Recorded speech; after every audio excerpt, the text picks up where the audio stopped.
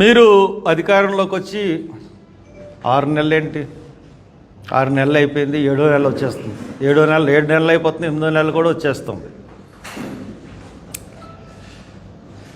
ఎక్కడ ఏ హామీలు కూడా మీరు సూపర్ 6 అన్నారు, ఏమీ అమలు చేయట్లేదు. అంతా మీరు ఎంత అబద్ధాలు ఆడుతున్నారంటే ఏ ముఖ్యమంత్రి కూడా అబద్ధాలు మీరు ఆడుతూ ఉన్నారు.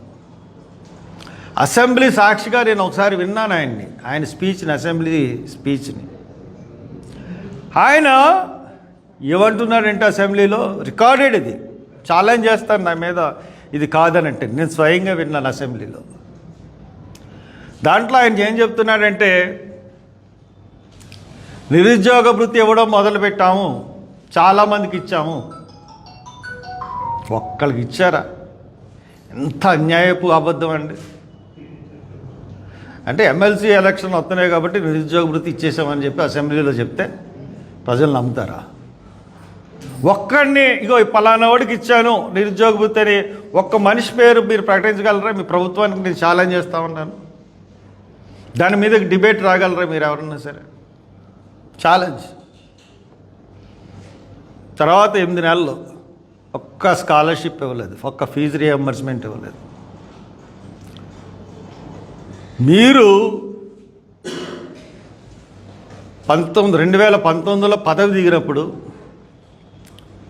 ఈ బకాయిలు ఏదైతే స్కాలర్షిప్స్ బకాయిలు, ఫీజు రియంబర్స్మెంట్ బకాయిలు అన్నీ కలిపి మీరు ఏం చేశారంటే 23,000 కోట్లు పసుపు కుంకుమ అని చెప్పేసి ఆడవాళ్ళకి పంచిపెట్టేశారు 23,000 కోట్లు. అది ప్రజలు ఎలా మర్చిపోతారనుకుంటున్నారు చంద్రబాబు గారు? అది వాళ్ళకి ఇచ్చేసి మాకు అప్పుడే 3,000 కోట్ల పైన బకాయిలు పెట్టారు. ఇప్పుడు ఈ 6 నెలల్లో ఇంకొక ఎంత బకాయి పెట్టారో తెలీదు. ఒక తల్లి వందనం అన్నారు, ఒక తల్లి వందనం ఒక్కటి ఇవ్వలేదు. అసలు వెల్ఫేర్ స్కీమ్, ఒక పెన్షన్ తప్పితే వెల్ఫేర్ స్కీమ్స్ ఒక్కటన్నా ఇస్తున్నారా? ఒక్కడు కూడా వెళ్ళలేదు. అనదర్ థింగ్, మన్మోహన్ సింగ్ గారే పెన్షన్ స్కీమ్ ఆద్యుడు. వాళ్ళకి right to old people, parents, దానికి కూడా ఆయనే చట్టం తీసుకొచ్చాడు. డొమెస్టిక్ లీవ్ తీయడానికి లేదు, చట్టం ఉంది. కాబట్టి ఇవన్నీ కూడా మీరు ఒక్కటి ఇది చేశాను, కక్ష సాధింపు అనేది ఉండదు అన్నారు. నన్నేమీ కక్ష సాధించట్లేదు, కానీ ఎందుకంటే మొత్తం ఆ గవర్నమెంట్లో అంతా మేము ఆ గవర్నమెంట్కి వ్యతిరేకంగానే ఉన్నాను. మీరు వస్తే కొంత మంచి జరుగుతుందేమో, ఈ కక్ష సాధింపు అన్న విధానం మారుతుందేమో అనుకున్నాను. కానీ మీరు స్పెసిఫిక్గా మనుషుల్ని టార్గెట్ పెట్టుకుని జగన్మోహన్ రెడ్డి కన్నా దారుణంగా అతను ఇంత కక్ష సాధింపు ధోరణిలో వెళ్ళలేదు అతను.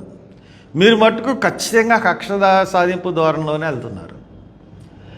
ఇంకా మీరు చెప్తున్నది ఏంటంటే వాళ్ళు చేసిన అప్పుల గురించే చెప్తున్నారు కానీ మీరు చేస్తున్న పనులు ఏంటి చెప్పట్లేదు. ఒక రోడ్డు కూడా సంక్రాంతికి అన్ని రోడ్లు అయిపోతా అన్నారు, ఒక టెండర్ పిలవలేదు. మీకు మొన్న ఏదో బుక్ ఏదో 247 విజన్ 2047 కదా, విజన్ 2047 విజన్ 2047. అది ఎంత బూత్ అండి అసలు. మీరు ఇంతకుముందు కూడా 2020 అన్నారు, 2020 వరకు ముఖ్యమంత్రిగా ఉన్నారా? 20లోనే లేరు, మళ్ళీ 24లో వచ్చారు. మళ్ళీ 2047 విజన్ డాక్యుమెంటరీ సిద్ధం చేసి దాంట్లో అన్ని చెత్త రాసి ఏమీ సంబంధం లేని విషయాలన్నీ రాసి అరచేతిలో స్వర్గం చూపించడానికే ప్రయత్నిస్తున్నారు తప్పితే 24లో మిమ్మల్ని ఎన్నుకున్నందుకు ప్రజలు మటుకు చాలా బాధపడుతూ ఉన్నారు. తప్పు చేశాం. ఒక లేడీకి ఒక్క పెన్షన్ అందరికి ఇస్తా అన్నారు. జగన్మోహన్ రెడ్డి 1850 ఇచ్చేవాడు, మీరు 1500 ఇస్తా అన్నారు. ఒక్కరికన్నా ఇచ్చారా? అసలే ఏ స్కీమ్ చూసుకున్నా కానీ ఒక్క స్కీము మేము ఇచ్చాము, మేము ప్రకటించింది, ఇటువంటి తప్పుడు ప్రామిసులు చేసి అధికారంలోకి వస్తే దీనికి ఖచ్చితంగా శిక్ష ఉండాలి, అభిశంసన పెట్టాలి ప్రజల దగ్గర నుంచే. ఈ రోజున అభిశంసనగా తీర్మానం ప్రజల్లోకి వచ్చిందంటే చంద్రబాబు నాయుడు మరు నిమిషం దిగిపోవాల్సిన పరిస్థితి, అంత వ్యతిరేకత ఉంది ప్రభుత్వం మీద ప్రజల్లో. ఇసుక ఉంది, ఇసుక సరే ఇసుక ఇంతకుముందు ఎలా జరిగింది? ఉచిత ఇసుక ఎవరికి? ఎమ్మెల్యేలకి. వాళ్ళు అమ్ముకుంటారు, వాళ్ళు ఎంత రేటుకి ఫిక్స్ చేస్తే అంత రేటు. ఇంతకుముందు ఉన్న పరిస్థితి కానీ ఏముంది, ఏం మారలేదు. పాత సీసాలో కొత్త సీసాలో పాత సారా, లేకపోతే పాత ద్రాక్షారసం. చట్టపరంగా ఉండవు కాబట్టి ఇది ఒక అభిశంసన అన్నది పెట్టాలండి. ఎంత దారుణంగా మోసం చేస్తున్నారండి పాలకులు. ఇది ఇంతకుముందు కూడా రైతు రుణమాఫీ చేస్తానని చెప్పి 2014లో మీరు అధికారంలోకి వచ్చారు. రైతు రుణమాఫీ 2014 నుంచి 2019 వరకు కూడా చేస్తూనే ఉన్నారు. ఒక్కసారే ఆ ₹1,00,000 లోన్ ఎవరికైనా ఇచ్చారా? వడ్డీలకు కూడా సరిపోలేదు. పక్క రాష్ట్రం తెలంగాణలో రైతు రుణమాఫీ చేశారు, ఎంత చక్కగా చేశారు. 23,000 కోట్లు, ఇంకా 6,000 కోట్లు బాకీ ఉన్నారు. బట్ ఒకేసారి 2 లక్షలు రైతుకి ఇచ్చారంటే సామాన్య విషయం కాదు. అఫ్కోర్స్ ప్రతిపక్షాలు జరగలేదంటే కానీ మనకు ప్రత్యక్షంగా కనబడుతుంది. 23,000 కోట్లు ప్రజల దగ్గరికి వెళ్ళింది, రైతుల దగ్గరికి వెళ్ళిందని కనబడుతుంది. వాళ్ళు ఉచిత బస్సు అన్నారు, ఉచిత బస్సు ఇచ్చారు. మీరు ఉచిత బస్సు లేదు, ఏమీ లేదు, అన్నీ కళ్ళబొల్లి. అమ్మ ప్రతి వాళ్ళకి కూడా ఇగో మీ ఇంట్లో 3 ఉంటే 3కి 4 పిల్లలు కానివ్వండి అందరికీ ఇచ్చేస్తాను.